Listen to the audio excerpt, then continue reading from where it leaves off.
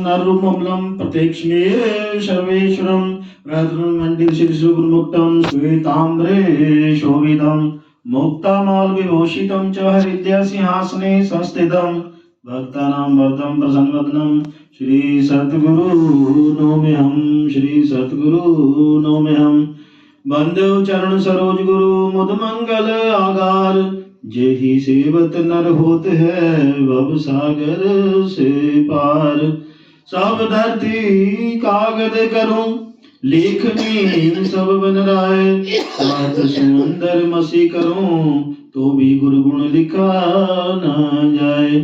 मैं अपराधी जन्म का नखशिख भरा विकार तुम दाता दुख भंजना मेरा करो उद्धार तुम दाता दुख भंजना मेरी करो संभाल भक्ति दान मोहे दीजिए गुरुदेवन के देव और कछु न चाहिए निस दिन तुम्हारी सेव और कछु न चाहिए हर पल तुम्हारी सेव।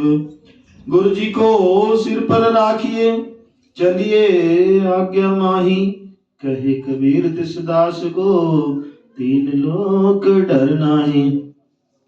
मन मंदिर में विराजमान श्री सद्गुरु भगवान जी का पावन दर्शन करते हुए अपनी वाणी को अपनी रचना को पवित्र करने के लिए अपने ध्यान को श्री गुरु चरण कमलों में जोड़ने के लिए अपने दोनों हाथ खड़े करते हुए प्रेम सहित ऊंचे स्वर में जय घोष करेंगे। बोलिए परमहंस दयाल जी महाराज की, नगरी निवासी भगवान की, अंबाला वाले सतगुरु महाराज की धन्यवाद। परम आदरणीय परम पूजनीय प्रातः स्मरणीय हृदय सम्राट रूहानियत के शहंशाह दया के सागर श्री सतगुरु भगवान जी के पावन श्री चरण कमलों में विराजमान भक्ति से ओतप्रोत गुरुमुख भाई बहनों, बुजुर्गों व प्यारे बच्चों, सत्संग की ऐसी शुभ घड़ियां मिलना हम सबके लिए बड़े सौभाग्य की बात है। संतों का सानिध्य भी हमें प्राप्त हो रहा है। तुलसी संगत साध की साईं आवे याद वही घड़ी सुलक्षणी बाकी घड़ी बर्बाद।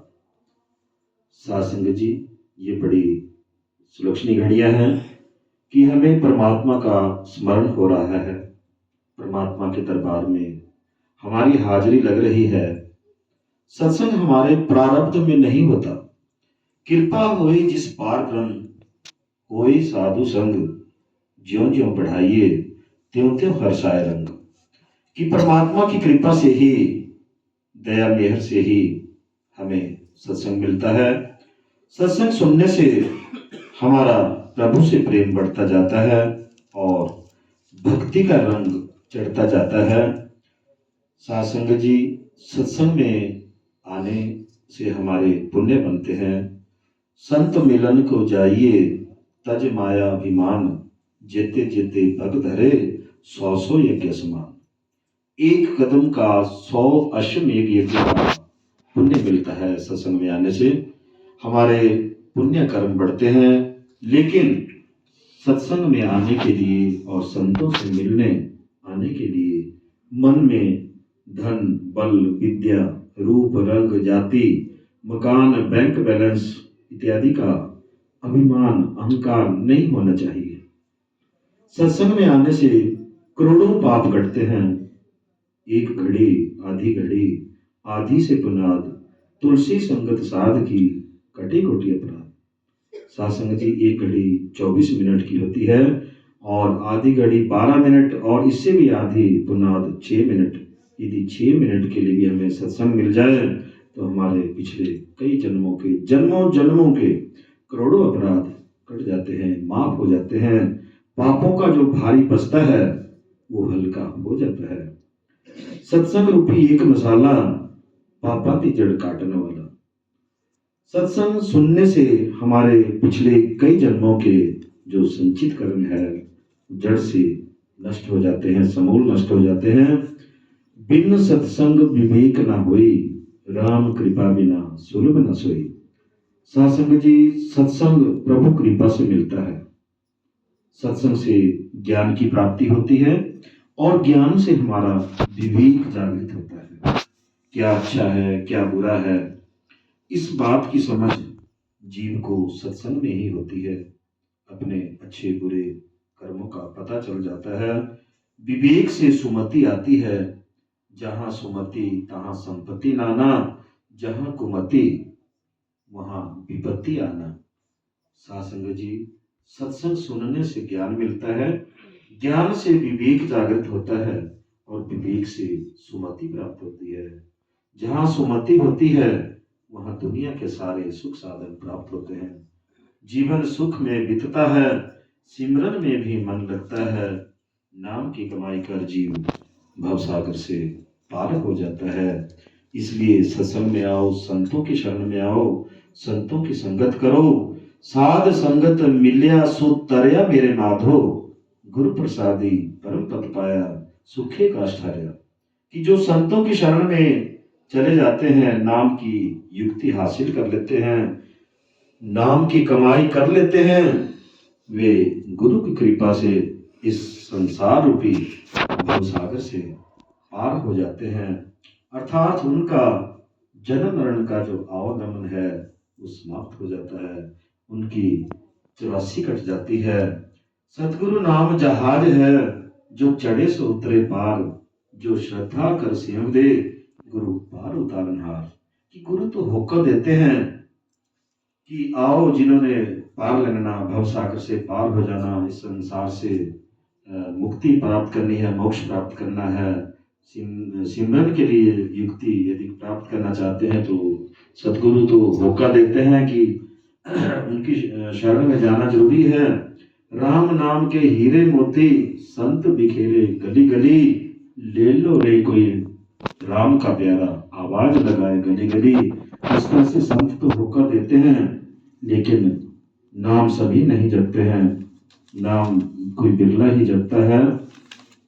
कामी क्रोधी लोभी अहंकारी, इनसे भक्ति न होए, भक्ति करे कोई सुरमा, वर्ण जात कुल खोए। गुरु प्यारी सासंग जी, हमारा सांसारिक पदार्थों के प्रति मोह रहता है, गाड़ी के प्रति, बंगला, धन दौलत, पुत्र, नौकरी, बैंक बैलेंस, ये शरीर छोड़ने तक मोह बना रहता है और इससे हमारा जो अंत आता है वो बिगड़ जाता है।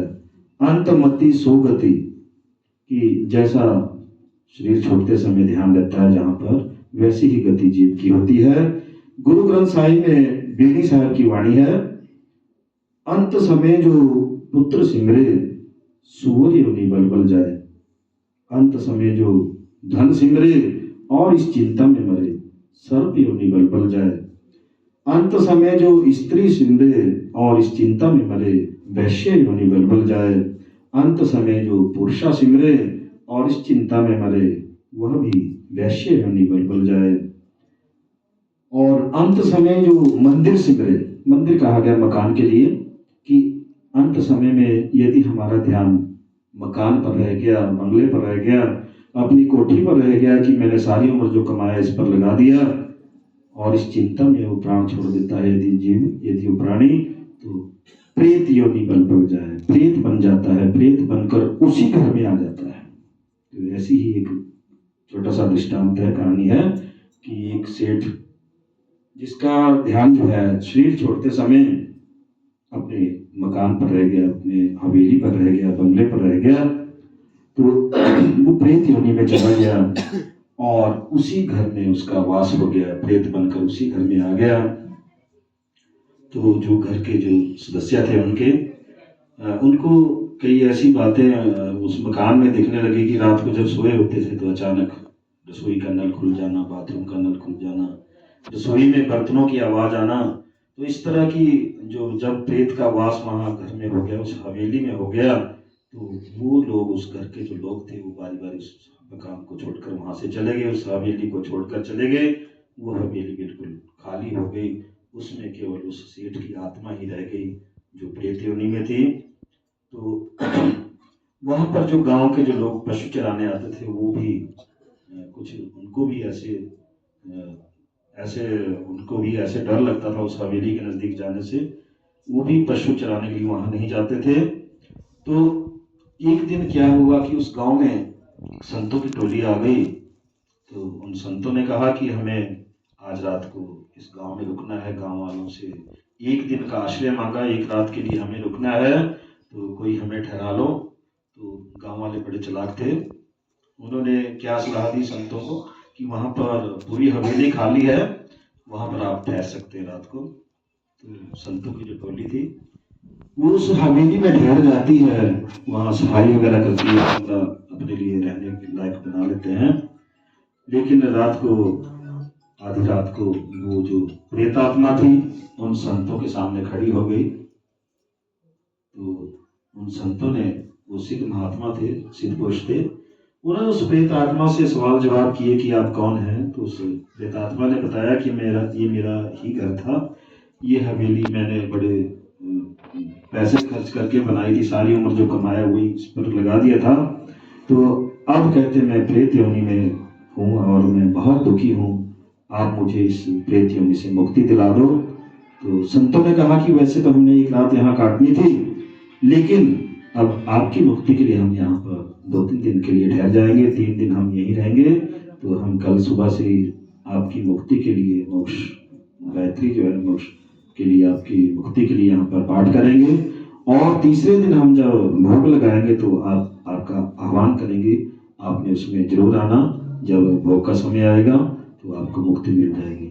तो संतों ने 3 दिन वहाँ पर पाठ किया, और तीसरे दिन जब भोग लगा तो उस आत्मा को बुलाया, पुकारा वहाँ पर, और उस आत्मा ने भोग प्राप्त किया तो प्रेत योनि से वो मुक्त हो गई। तो इसलिए अंत समय कहते हैं हमारा जो अंत मता है वो नहीं बिगड़ना चाहिए, हमारा ध्यान जो है सांसारिक पदार्थों पर नहीं रहना चाहिए।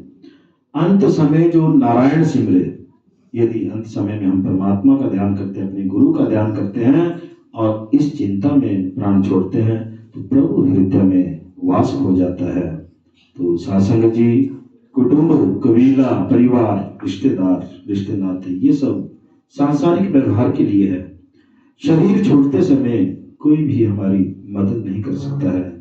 मात पिता सुत मीत न भाई, मन वहाँ नाम संसाई, कि केवल नाम की कमाई ही हमारे साथ जाएगी। गाड़ी, बंगला, धन दौलत, जमीन जायदाद, ये सब यहीं रह जाएंगे, कुछ भी साथ ना जाएगा। एक छोटी सी सुई तक हम अपने साथ नहीं ले जा सकते। जिन पदार्थों को, जिन वस्तुओं को हम इकट्ठा करने में लगे हुए हैं, ये सब नश्वर है, नाश होने वाली, हमारे साथ नहीं जाएगी। जो चीज हमारे साथ जाएगी उसके लिए तो हम बिल्कुल भी कोशिश नहीं कर रहे हैं। खाना पीना सो जाना, ये तो काम है पशु समाना। सुनो सुनो ए नर नारी, क्यों देह है मनुष्य की धारी, हरि भजन करो सुखकारी। तो हरि भजन करने के लिए कहा, सलाह दी गई सभी संत महात्माओं ने। लेकिन हरि भजन कौन कर सकता है? कामी, क्रोधी, लोभी, अहंकारी, इनसे भक्ति ना होए। भक्ति करे कोई सुरमा, वर्ण जात कुल खोए। लेकिन किसकी भक्ति करें, किसका ध्यान करें, किसकी पूजा करें, कौन सा मंत्र जपें कि मोक्ष की प्राप्ति हो? तो इसके बारे में कहा गया है कि ध्यान मूलम गुरुर्मूर्ति, पूजा मूलम गुरुर्पदम, मंत्र मूलम गुरुर्वाक्यम, मोक्ष मूलम गुरुर्कृपा। कि सनातन जो वैदिक धर्म है उसमें 33 करोड़ देवी देवता हैं, ब्रह्मा विष्णु महेश हैं, 4 वेद, ऋग्वेद, सामवेद, अथर्ववेद, यजुर्वेद, 6 ग्रंथ हैं, 18 पुराण हैं, 108 उपनिषद हैं। तो इनमें से किसका ध्यान करें, किसकी पूजा करें, ताकि किसी अन्य की पूजा शेष ना रहे?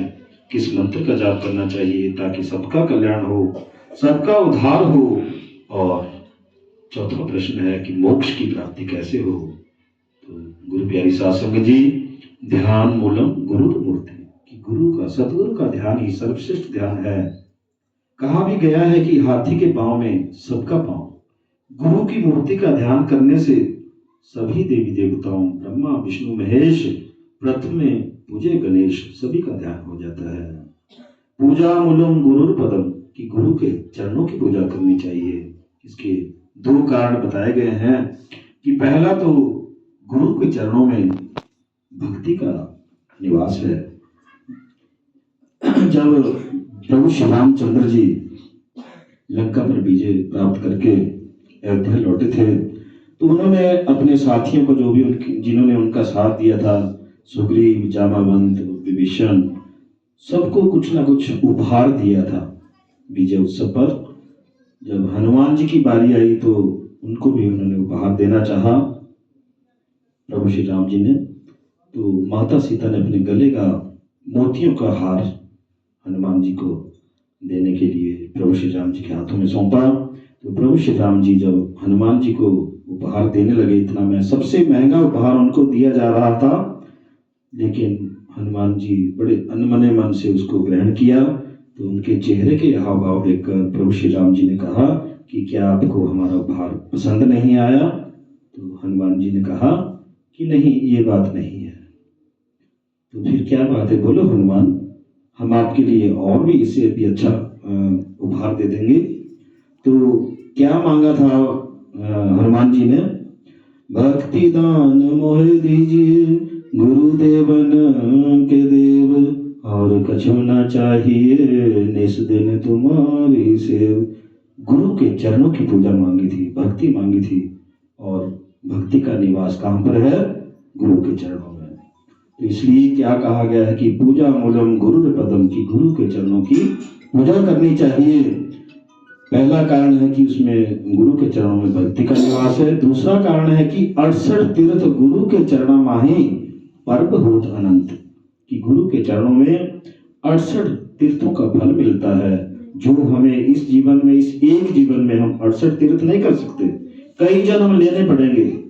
जबकि गुरु के चरणों में एक ही समय में, इस एक ही जीवन में हम 68 तीर्थों का फल प्राप्त कर सकते हैं। राम कृष्ण से को बड़ा तीन हो तो गुरु कीन, तीन लोक के वे धनी गुरु के आगे अधीन। की त्रेता युग में 14 कलाएं संपूर्ण विष्णु के अवतार श्री रामचंद्र जी ने भी अपने गुरु वशिष्ठ जी के चरणों की पूजा की थी। द्वापर युग में 16 कलाएं संपन्न विष्णु के अवतार श्री कृष्ण जी ने गुरु संदीपन जी को अपना गुरु बनाया था। प्रभु श्री राम जी जब अयोध्या में गद्दी पर थे तो एक बार उनसे मिलने जो है गुरु वशिष्ठ जी अचानक आ गए, अयोध्या पहुंचे। तो जैसे ही श्री रामचंद्र जी को उनके आने का समाचार मिला तो हाथ में फूल पुष्प लेकर अभिवादन के लिए दौड़ पड़े और अपने गुरु वशिष्ठ जी के चरणों में फूल पुष्प चढ़ाए, दंडवत प्रणाम किया और अति आदर सहित उन्हें सिंहासन पर बैठाया।